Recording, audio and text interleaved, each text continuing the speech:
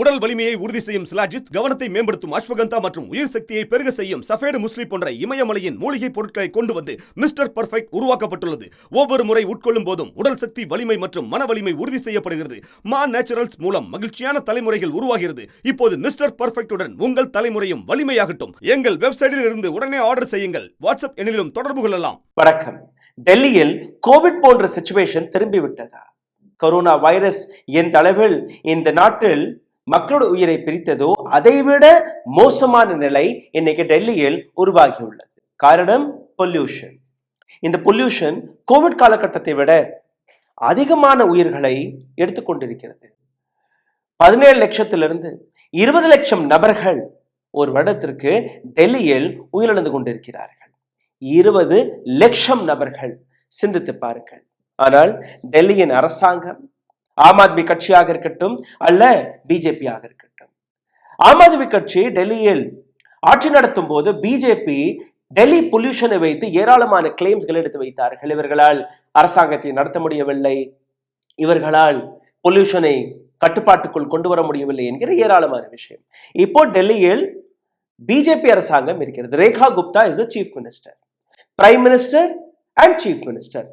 டெல்லியில் டபுள் இன்ஜினுக்கு சர்க்கார் இருக்கிறது. என்ன செய்தீர்கள்? ஒவ்வொரு முறையும் டெல்லியில் ஏற்படக்கூடிய இதே சிச்சுவேஷனை நீங்க பார்த்தீர்கள்னா நேரடியாக பரேலி விவசாயிகளை குற்றம் சுமத்தி வருவார்கள். விவசாயிகள் பஞ்சாப், ஹரியானா, உத்தரப்பிரதேஷ், டெல்லியை சுற்றி இருக்கக்கூடிய விவசாயிகள் தான் டெல்லியில் ஏற்படக்கூடிய பொல்யூஷனுக்கான காரணம்.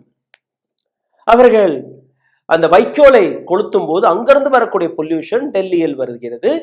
முக்கியமாக குளிர்காலத்தில் இங்கே பொல்யூஷன் அதை கண்ட்ரோலே செய்ய முடியாது. இப்போ ஒரு ரிப்போர்ட்டை நான் உங்களுக்கு எடுத்து காட்டுகிறேன். எவ்வளோ மோசமான நிலை, எந்த அளவில் டெல்லி அரசாங்கம் மக்களை ஏமாற்றக்கூடிய வேலையை பார்த்து வருகிறது, அதை நீங்க பார்க்க வேண்டும்.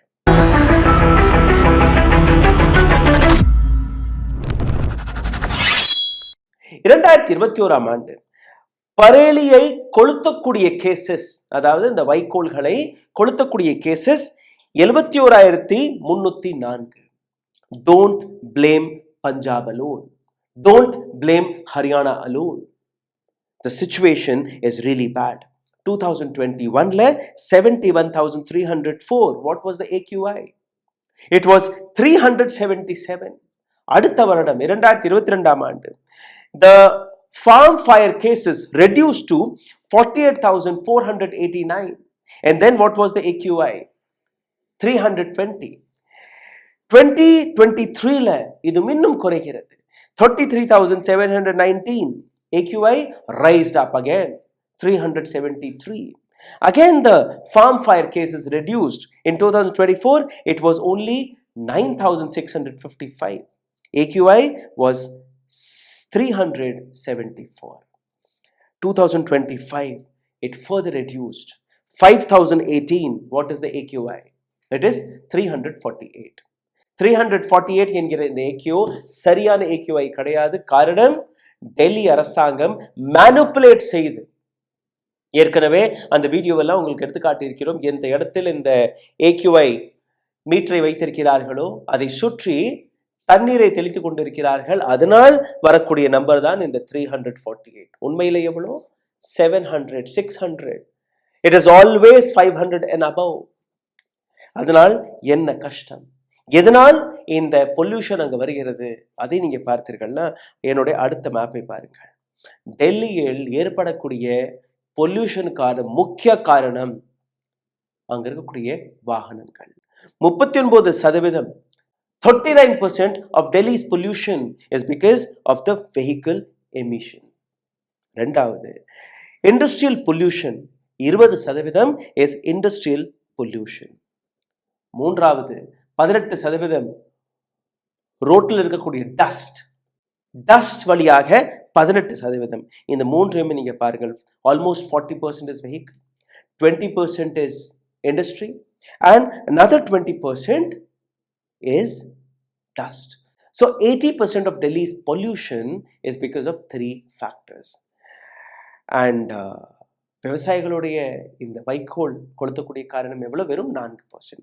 Just 4%. இந்த 4% வைத்து ஒட்டுமொத்த விவசாயத்தையே குற்றம் சுமைத்து வந்தார்கள். இப்போ இதற்கான பதில் கிடையாது. சரி, இதனால் ஏற்படக்கூடிய பிரச்சனைகள் என்ன, அதையும் நீங்க பாருங்க. இருமல், வீசிங், கண் த்ரோட்டில் எரிச்சல், ஆஸ்துமா அட்டாக், இது போன்ற பிரச்சனைகள் ஏற்பட்டு கொண்டிருக்கிறது. டெல்லியில் இருக்கக்கூடிய மருத்துவமனைகளில் 30% வரை ஓபிடியில் இதே போன்ற பிரச்சனைகளை வைத்துதான் அங்க இருக்கக்கூடிய பேஷண்ட்ஸ் போய்கொண்டிருக்கிறார்கள். லாங் டேர்ம்ல நீங்க பார்த்தீர்கள்னா PM 2.5, அதாவது பர்டிகுலர் மேட்டர் என்கிற ஒரு விஷயம் இந்த பொல்யூஷன்ல பார்த்தீர்கள். கண்ணுக்கே தெரியாத அளவில் இந்த பொல்யூஷன் உங்களுடைய வாய் வழியாக, மூக்கு வழியாக உள்ள புகிறது, உங்களுடைய லங்ஸ்களை டேமேஜ் செய்கிறது, ஹார்ட் டிசீஸ் வருகிறது, ஸ்ட்ரோக் வருகிறது, டயபெட்டிக் பேஷண்ட்ஸ் அவர்களுக்கு பிரச்சனை, ரெடியூஸ் ஃபர்டிலிட்டி, குழந்தை பெற முடியாது, பிரெயின் டெவலப்மெண்ட், குழந்தைகளுக்கு பிரெயின் டெவலப்மெண்ட் நடக்காது, லோவர் ஐக்யூ, இது எல்லாமே இந்த பொல்யூஷனால் ஏற்படக்கூடிய விஷயம். Is this equivalent to COVID? It is worse than COVID. It is worse than COVID because 1.7 to 2 million premature deaths annually. ஒரு வருடத்திற்கு 20 லட்சத்திற்கும் மேற்பட்ட நபர்கள் உயிரிழந்து கொண்டிருக்கிறார்கள். அதாவது கோவிடை விட மோசமான சிச்சுவேஷனில் டெல்லியில் இருக்கக்கூடிய மக்கள் வாழ்ந்து கொண்டிருக்கிறார்கள். முக்கியமாக குழந்தைகளுக்கு லங்ஸ் ஸ்டில் டெவலப்பிங், லங்ஸ் டெவலப்பே ஆக முடியவில்லை சின்ன சின்ன குழந்தைகளுக்கு. 2+ million in Delhi have irreversible lung damage. Lung damage ஆகிருச்சு. 20 லட்சம் குழந்தைகள் அவர்களுடைய லங்ஸை சரிபார்க்கவே முடியாது, எப்பவுமே சரிபார்க்க முடியாது, அந்த அளவில் டேமேஜ் ஆகிருச்சு. டெல்லியில நீங்க வெளியில போனீங்கன்னா ஒரு நாளைக்கு 20 சிகரெட் குடிக்கிறது அளவுல அந்த ஸ்மோக்கை நீங்க இன்ஹேல் பண்ணிட்டு இருக்கீங்க. 20 cigarette, just you go out for couple of hours and come back.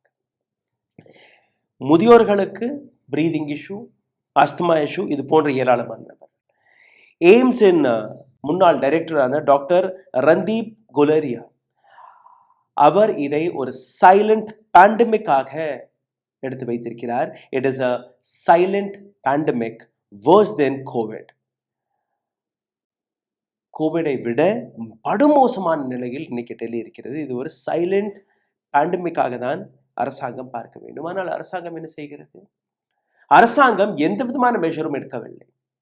பள்ளிக்கூடங்கள் அட்வைசரி கொடுத்து வருகிறார்கள், குழந்தைகளை கிரவுண்டில் அனுப்ப வேண்டாம், விளையாட அனுப்ப வேண்டாம், ஈவினிங் ஆனா கீழே குழந்தைகளை விளையாட அனுப்ப வேண்டாம், வீட்டிற்கு வெளியவே அனுப்ப வேண்டாம், மாஸ்க் போட்டு அனுப்புங்க. டெல்லி கவர்மெண்ட் உடனடியாக எப்படி கோவிட்ல நீங்க லாக்டவுன் அறிவித்தீர்களோ, முக்கியமாக பள்ளிக்கூடங்களில் சின்ன சின்ன குழந்தைகள் ஆன்லைன் கிளாஸ் நடக்கட்டும், பிரச்சனை இல்லை. And control the vehicle emission and control the factory waste. Factory வழியாக வரக்கூடிய பொல்யூஷன் நீங்க கண்ட்ரோல் பண்ணிக்கினாலே நேரடியாக 20% அங்க நீங்க கண்ட்ரோல் பண்ணலாம். வாகனங்களை நீங்க சரி பார்த்தீர்கள்னா அங்க நீங்க கண்ட்ரோல் பண்ணலாம். டஸ்ட், டெல்லி முழுவதும் டஸ்ட் இருக்கு, அதை நீங்க கண்ட்ரோல் பண்ணீர்கள், அதற்கான வேலைகளை நீங்க பார்த்தீர்கள்னா அங்க ஒரு 20% நீங்க கண்ட்ரோல் பண்ணலாம். அதாவது டெல்லியோடைய AQI கண்ட்ரோல் செய்வதற்கான முழுக்க பொறுப்பு அரசாங்கத்திடம் இருக்கு. அரசாங்கம் அதற்கான வேலையை பார்க்கிறார்களா நீங்க பார்த்தீர்களா? கிடையாது. அரசாங்கம் தனக்கான போஸ்டர்ஸ்களை மட்டுமே ஒட்டி வைக்கிறார்கள். இந்த மிஷன் எல்லாம் வைக்கிறாங்க டெல்லியில. நீங்க பார்த்தீர்கள்னா அந்த பொல்யூஷனை சுத்தப்படுத்தி கொடுக்கக்கூடிய ஒரு மிஷன், ஆக்சிஜனை ஃபில்டர் செய்யக்கூடிய மிஷன், இந்த வழியாக மக்கள் அங்க வாழ தொடங்கி விட்டார்கள். டெய்லி டெத், ஒரு நாளைக்கு டெல்லியில் 50 to 100 நபர்கள் இறந்து வருகிறார்கள் ஒவ்வொரு நாளும். ஜஸ்ட் இமேஜின், 1.7 மில்லியன், 17 லட்சம் நபர்கள். It is much worse than what COVID had shown us. Visibility, slow, chronic. கோவிட்லையாச்சும் ஒரு நபருக்கு கோவிட் வந்துச்சுன்னா இன்னொரு நபர் கொஞ்சம் பாதுகாக்க இருக்கலாம், இல்லை இவர் கோவிட் வந்துருச்சு இவர் குவாரண்டைன் செய்து விடுங்கள், கண்ட்ரோல் பண்ணியிருக்கலாம். பட் இது it is in all over. காற்றில் இருக்கு, பொல்யூஷன் இருக்கு. அந்த காற்றை சுத்தப்படுத்தாத வரை யாராலையுமே ஒண்ணுமே பண்ண முடியாது. And what is Rekha Gupta doing? What is Narendra Modi doing? What is the Pollution Control Board is doing? What is the Health Ministry doing? What is the Health Ministry of India is doing? What is the Health Ministry of Delhi doing? There is no answer. தயவு செய்து இந்த வீடியோவை பகிருங்கள். Because ஏராளமான நபர்களுக்கு இவ்வளோ பெரிய ஆபத்து இந்தியாவில் இருக்கக்கூடிய தலைநகரத்தில் வந்துவிட்டது என்கிற இந்த தகவல் கூட யாருக்குமே தெரியாது. இந்த வீடியோ உங்களுக்கு பிடித்திருந்தால் இதை பகிருங்கள். எங்களுடைய சேனலை முடக்கக்கூடிய வேலையை பார்த்து வருகிறார்கள். இதிலிருந்து மீட்டெடுப்பதற்காக லைக், ஷேர், சப்ஸ்கிரைப் பட்டனை தட்ட மறக்காதீர்கள். இந்த வீடியோவை பார்த்து கொண்டிருக்கும் போது உங்களுடைய கருத்துக்களை, உங்களுடைய கேள்விகளை கீழே கமெண்டில் எழுதிவிடுங்கள். இதை தாண்டி எங்களுக்கு சப்போர்ட் செய்ய நினைக்கக்கூடிய நபர்கள் அருகில் இருக்கக்கூடிய UPID வழியாக உங்களுடைய ஆதரவுகளை தெரிவிக்கலாம். நன்றி, வணக்கம். ஊடகம் கார்ப்பரேட் அரசியல்வாதிகளின் கைப்பாவையாக அடிமைகளாக இருந்தது போதும். இனி சாட்டை எடுத்து சுழற்றும் நேரம் வந்துவிட்டது. ஊடகம் பொதுமக்களாகிய உங்களுக்காக உங்களாலேயே இயக்கப்பட வேண்டும். ஊடக சுதந்திரத்திற்காக உங்களின் பங்களிப்பை இன்றே அளித்திடுங்கள்.